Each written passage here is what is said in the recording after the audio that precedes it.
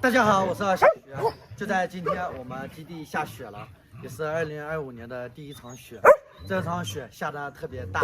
中午1点多开始下的，下到了现在，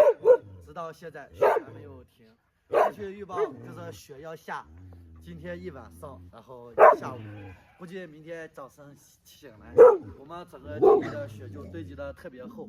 下雪其实我还特别开心的，我像狗狗们一样。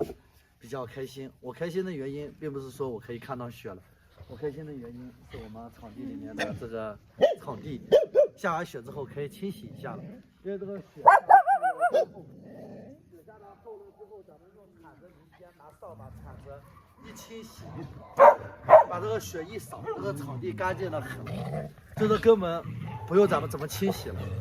像咱们去年场地里面特别干净，干干净净的，因为去年下雪下的多呀，每次下完雪地湿漉漉的，咱们用扫把一扫，用铲子一铲，整个地都是干干净净的。像这看划开之后地就是干干净净的，但是今年这是第一场大雪堆积了起来，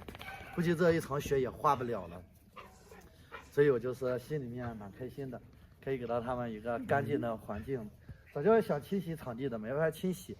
你用水清洗吧，咱们场地结冰了，因为冬天天气很冷，你一清洗结冰了之后，狗狗很容易滑倒，所以你冬天也没法清洗，只能说是等下一场雪，下一场雪以后，咱们以打扫雪的名义，还能把场地给清洗清洗，就是一件两全其美的事情吧，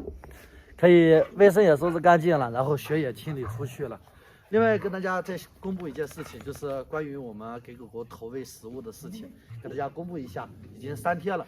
3天了，我们一共是投喂了10筐鸡蛋，一筐鸡蛋是40斤，一筐鸡蛋240斤，10筐鸡蛋400斤。然后鸡胸肉投喂了13箱鸡胸肉，一箱鸡胸肉是20斤鸡胸肉，然后一箱鸡胸肉是120，一斤等于6块，13箱鸡胸肉一共是260斤。然后这个是鸡胸肉，然后鸡蛋的话跟鸡胸肉。一共是投喂了这么多，我还是那句话，大年初一狗狗们吃的鸡胸肉、鸡蛋费用我小徐来承担，但是过了大年初一，就是给他们还会继续给他生活。过了大年初一，所谓的鸡胸肉跟鸡蛋就是大家所投喂的，所以我不知道该怎么说，然后只能对这些狗狗们跟每一位好心人说一声感谢，感谢你们的投喂。让这些狗狗在过年的时候能吃上有营养的鸡胸肉以及鸡蛋，能改善一下生活，特别的感谢。同时呢，也感谢这么多年以来陪伴着小徐、支持着小徐的人，是你们的支持以及陪伴，有了狗狗们今天的生活。6个年头了，其实想想时间也挺长，同时时间过得也很快，也感觉很短。在这6年里的陪伴，真的非常的可贵以及珍惜我。我在这里代表所有的狗狗跟你们说一声感谢，谢谢大家。接下来给大家看看我们狗狗就是玩雪的一个视频吧，谢谢。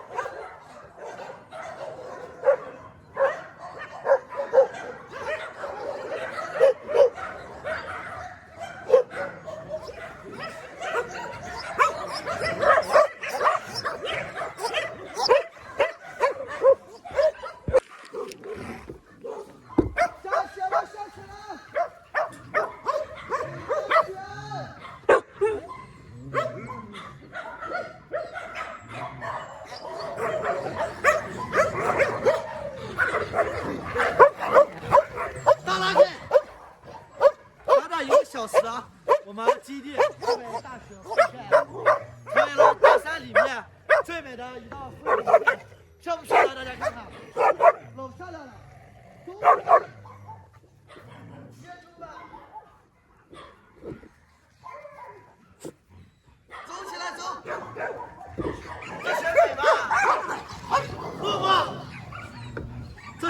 老美了，漂亮了，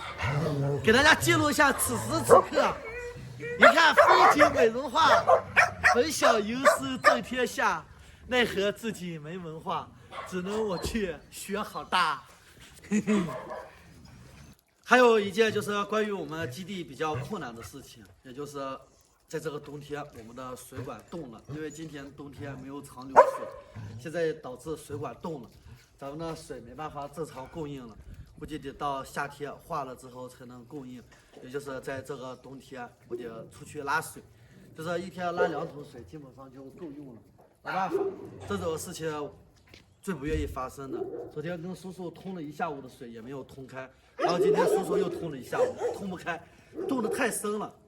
这个口的冰全部化了，它可能是冻到中间了，咱们中间埋了2米深，埋了2米深，但是当时没管道的时候，可能是挖机师傅偷懒了，他在管道口的时候就给埋了这么深，这么深，然后冻下去了，冻下去了，管道口可能水管彻底冻了，冻了多长咱们也不知道，所以你地也没法刨，你搞得人刨地，现在是冬天，地全部都是冻的，咱们人刨地的话根本刨不通，所以呢就是需要拉2个多月的水，这2个多月的水只能靠就是用车往回拉，用车把水拉回来，然后放到罐子里，这是目前唯一的一个办法，辛苦一点，没有什么大困难，只是给基地带来了给工作人员，然后给基地带来了辛苦，因为拉水也只有我自己会开车，以后每天拉2车水也只有我自己能进行，反正天气再冷也不能让这些狗渴到。水咱们是必须要正常要有的，在大山里面生活环境比较恶劣，在恶劣的环境里，什么事情都有可能发生。其实这些事情都能想到。去年为什么水没冻呢？因为咱们去年的水一直在长流，那个水管一直在抽着水，一直在抽着水，所以就导致水管没有冻。然后今年的水停了一段时间，一下子就冻了，因为今年一直抽上的水不知道往哪放。咱们去年一直抽水，抽上来的水可以放到那个大池子里面，今年大池子里面就是那边放不过去水嘛，所以就是导致水管冻了。然后今天的视频就给大家讲解一个下雪的事情，还有一个咱们投喂的事情，还有一个就是咱们水管冻了的事情。谢谢大家，今天视频就到这里结束，再见。